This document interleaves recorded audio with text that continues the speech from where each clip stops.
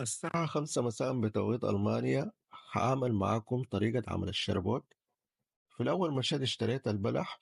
في ألمانيا هنا متوفر في كل الماركتات، اسمه داتل. البهارات بتاعتها عبارة عن جنزبيل وهبهان وغرنجال وقرفة. عشان تعمل الشربوت لازم البهارات دي تتوفر عندك. بعد ذاك أضفت عليه موية وخليته في النار ياخد الغلية الأولى لمدة دقيقتين. هنا خلاص طفيت منه النار وسبته على جنب لغاية ما يبرد. بعد ذاك ربطته بكيس وخديته برا في الشمس لمدة يومين. خليته لمدة يومين لأنه الجو هنا عندنا بارد. بعد كده بتجي بتطلع البهارات بتسيبها بجنبها عشان تقدر تصفيه.